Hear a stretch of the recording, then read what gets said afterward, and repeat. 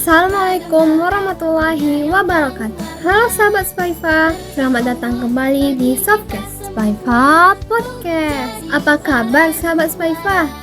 Puasanya lancar kan? Semoga masih semangat meskipun sudah di penghujung Ramadan ya. Atau mungkin sahabat Spaifa sedang menonton episode ini dalam suasana Idul Fitri. Mohon maaf lahir batin ya semuanya. Anyway, udah nonton Softcast episode sebelumnya kan? Buat menemani libur lebaran sahabat Spaifa semuanya, pada episode kali ini kita akan ngobrol serta berbagi cerita dengan salah satu seorang siswa SMP Islam Asofa yang berprestasi di berbagai bidang akademik dan non-akademik, mulai dari matematika, IPS, berpidato, sampai ke organisasi. Wow, banyak juga ya. Biar intronya nggak terlalu panjang, yuk atur posisi ternyaman kalian, ambil cemilan, dan selamat menonton. Assalamualaikum warahmatullahi wabarakatuh. Halo sahabat Spaifa. Jadi kembali lagi nih di Softcast Spaifa Podcast. Gimana nih kabarnya teman-teman semua? Puasanya lancar nggak nih? Semoga lancar terus ya teman-teman, amin. Jadi perkenalkan dulu, nama aku Zahira Saki Arifa, atau bisa kita panggil Dea aja kali ya. Panggil diri aku sendiri juga Dea. Nah sekarang kita akan berbincang sedikit, membagi pengalaman, cerita, prestasi dengan salah satu teman kita nih. Apa saja sih yang udah diraih dia selama di SMP Islam Asofa dan masih di kelas 8, masih di kelas 2 SMP. Ayo langsung kita sambut teman kita, Shadi. Halo teman-teman semuanya, halo sahabat Spaifa, halo Dea. Halo Shadi. Masih udah diundang di Softcast ini. Yaudah, ayo perkenalan dulu Shadi, perkenalan dulu yuk. Perkenalan dulu, seperti yang sudah disampaikan Dea tadi, halo teman-teman semuanya, saya Shadi Bilhan. Saya di kelas 81 SMP Islam Asofa. Shadi kira-kira sekarang umurnya berapa sih? Kalau Anda sekarang November lalu tahun 2024 ya, alhamdulillah ulang tahun yang ke-14 ya. Jadi Oh iya. 14. 14 bulan apa tadi? November. Tanggal berapa nih? Tanggal 13. Wah, Ana satu hari setelah itu tanggal 14. tanggal 14. Tahun 13. Deketan berarti ya? Deketan banget, 13, 14 November juga. Oke. Boleh ditandain aja teman-teman. Ditandain, nanti ucapin di IG ya. Iya, kalau Wajib, mau wajib. surprise nanti nggak apa-apa. Boleh banget, boleh banget. Tadi pas perkenalan katanya Shadi kelas 81 ya teman-teman. Iya betul deh. Ini for your information ya guys. Di Asofa itu di kelas 71, 81, 91 itu adalah kelas klub ya Syadik ya. Betul. Kelas klub di situ terbagi di 5 bidang teman-teman. Ada matematika, ada biologi, ada fisika, ada IPS dan bahasa Inggris. Jadi mungkin di antara kelima ini Syadik masuknya di bidang apa sih? Kemarin pas di kelas 7 Ana masuk di matematika nih. Wih keren banget matematika teman-teman. Ih, siapa di sini yang nggak suka sama matematika? Nih langsung dikasih paham sama Syadik kali ya. Matematika ilmu yang Memati.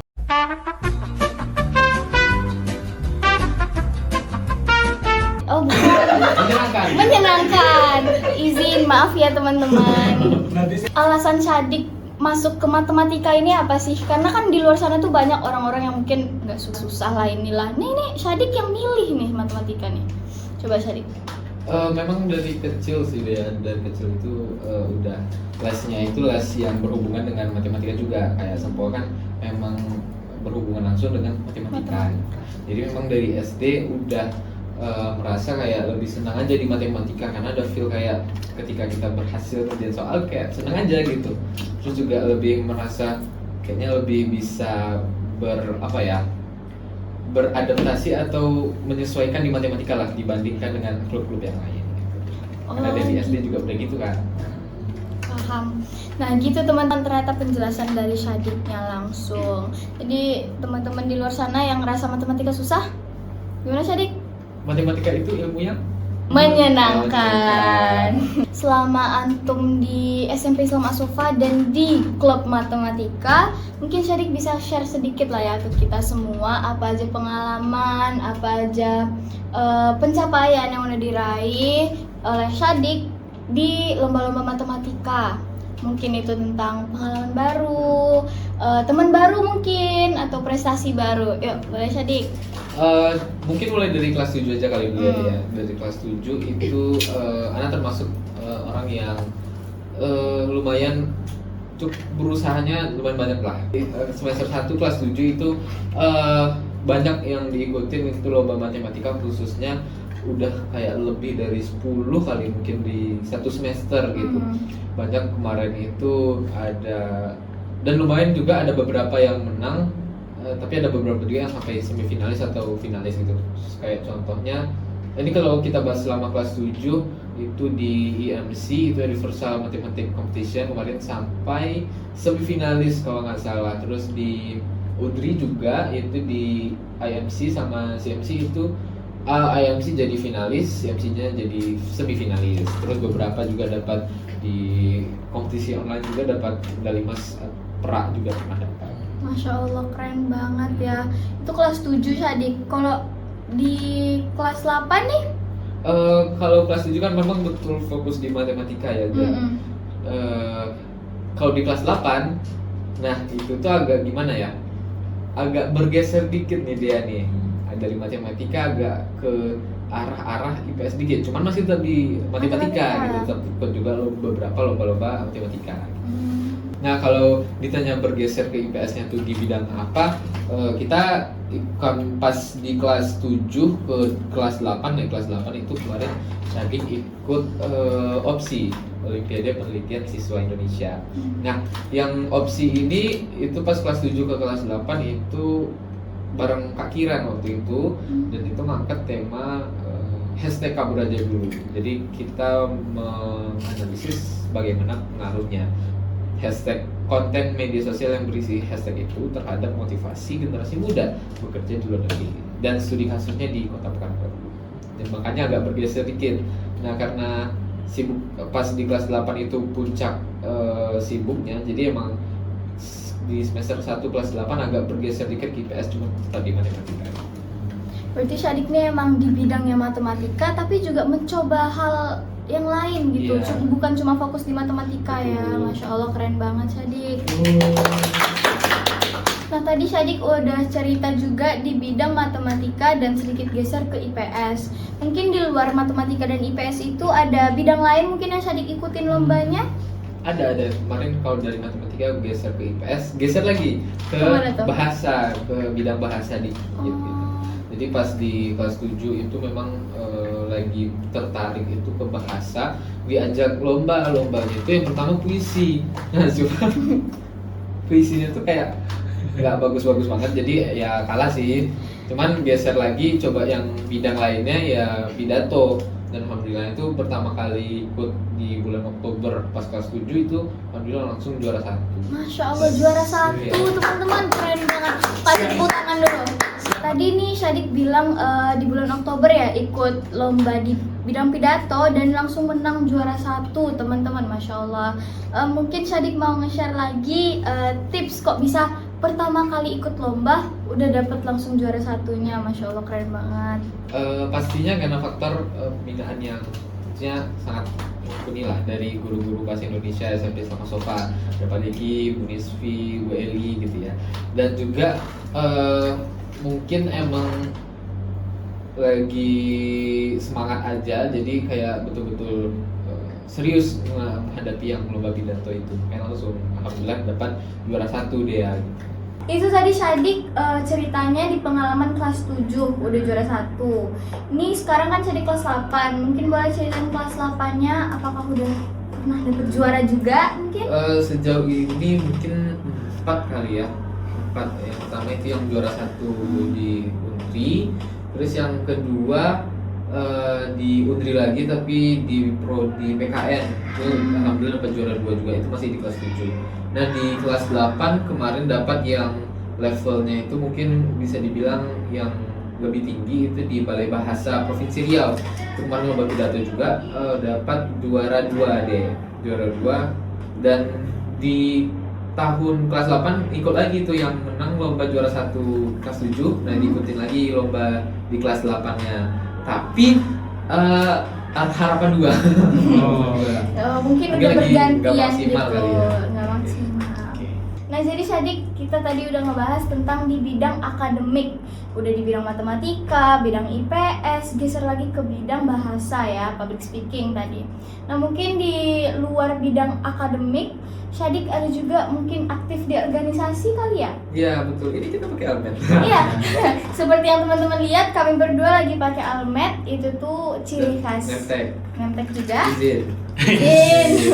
Ciri khas dari OSIS, pengurus OSIS. OSIS SMP Selama Sofa. dan kebetulan Syadik di sini bukan cuma sebagai anggota teman-teman, dia adalah ketua OSIS-nya teman-teman. Apa ketua? Apa ketua? Ini kan Syadik masuk organisasi sebagai ketuanya langsung ini. Mungkin Syadik tuh ceritain dikit kali ya ke kami semua, gimana sih Syadik bisa ini? Apakah dari SD mungkin Syadik udah punya pengalaman untuk di organisasi kah atau gimana kah? Kalau pengalaman organisasi nggak ada sih, belum ada karena ya ketua kelas paling. Ketua kelas. Good. Tapi yang paling motivasi buat ikut OSIS ya motivasi untuk lebih mengembangkan diri aja gitu, supaya nggak gitu-gitu aja hidupnya gitu kan. Ada lebih berwarna lah gitu, terus juga buat tentu skill-skill kita juga perlu dikembangkan. Syadik bisa cerita gitu ke kami pengalaman yang baru didapat, mungkin kan ini baru pertama kali di organisasi langsung jadi leadernya ketua OSIS, dan pasti banyak banget ya pengalaman yang udah Syadik dapetin. Tentunya dengan ikut OSIS kita lebih melatih bakat yang kita punya. Kalau misalnya tadi Syadik bisa di public speaking, mungkin jadi di OSIS lebih dikembangkan lagi, lebih banyak kita berbicara di depan gitu. Terus juga tentunya kalau sebagai OSIS kita melatih jiwa kepemimpinan kita, karena kita yang mengurus organisasi, kita yang mengarahkan, kita yang mengayomi teman-teman kita semuanya di SMP Selama Sofa.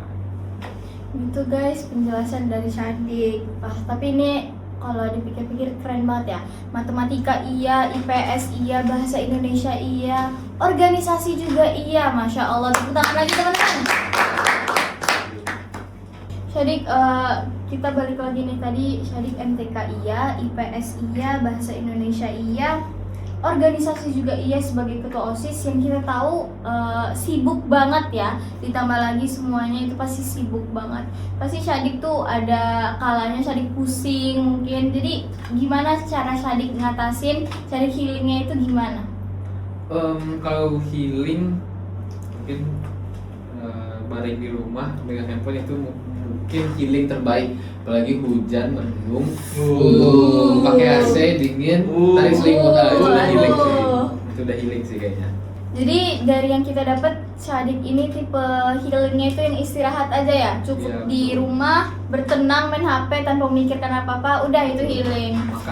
Makan, oh ya makan juga termasuk healing ya teman-teman. Kan Syadik sibuk ikut ini ikut itu, terus masih bisa gembira nih kayaknya dalam posisi Syadik yang kayak gini, amin.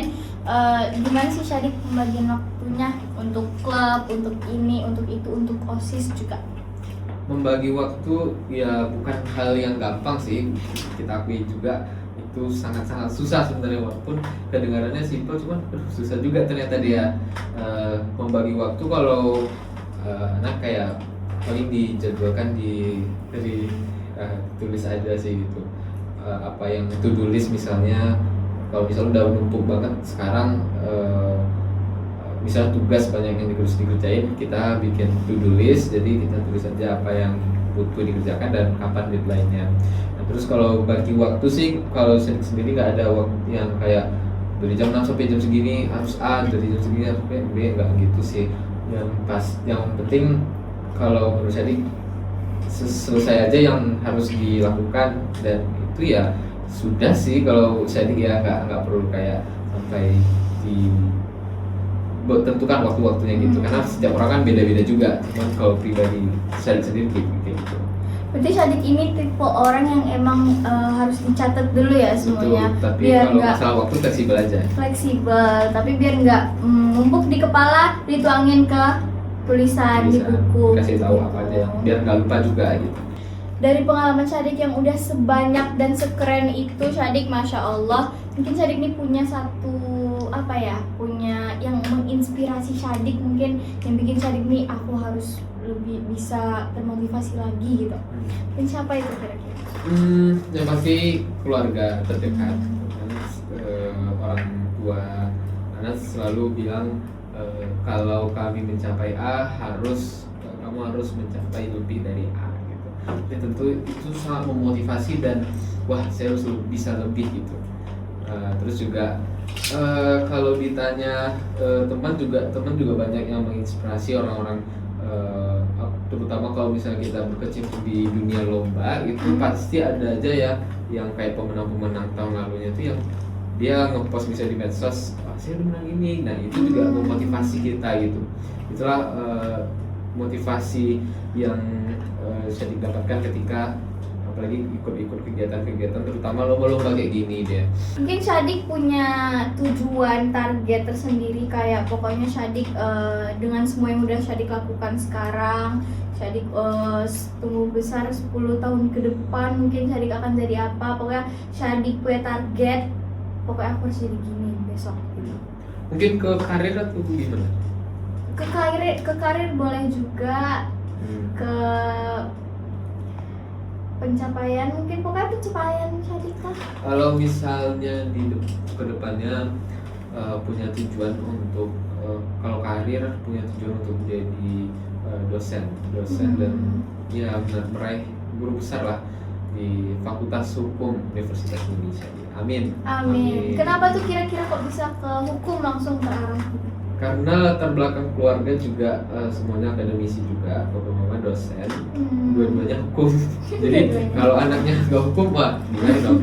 Udah, tapi memang keinginan juga kuat juga kalau mau ke hukum, ke bidang kayak gitu. Mungkin Syadik yang kita bilang lagi Syadik tuh sekeren itu, mungkin amin, Masya Allah. Syadik mau memotivasi teman-teman di rumah. Syadik ada moto, mungkin Syadik ada moto untuk diri sendiri. Motonya mungkin kalau moto yang selalu jadi pegang itu jalanin aja dulu, gimana selesainya nanti aja dipikirin. Gitu sih. Karena kalau terlalu lama kita memikirkan gimana ya mulainya, nggak bakal mulai. Tapi yang pasti mulai aja dulu, nanti kita cari jalan keluarnya untuk mengakhirinya.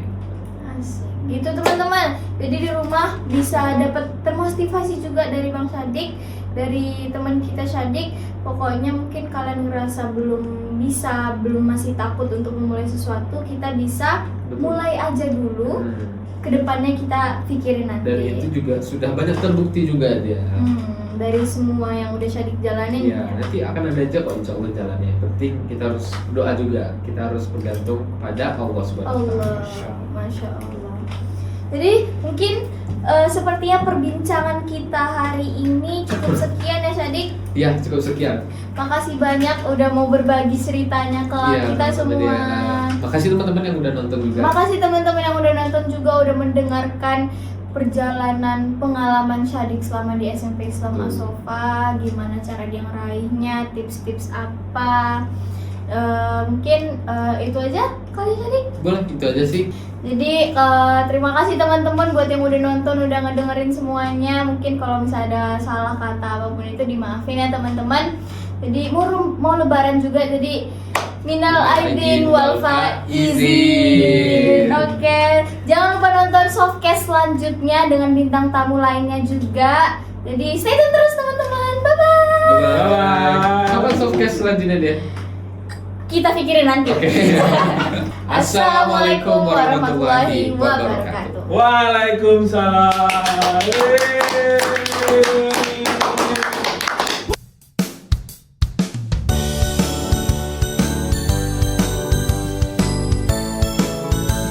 Syadik sekarang umur berapa sih kira-kira? Jadi Aku lupa sih umurnya berapa. Dia tuh yang misal Syadik umurnya panggil diri sendiri Syadik, gelir ya. For your information ya guys, kelas satu-satunya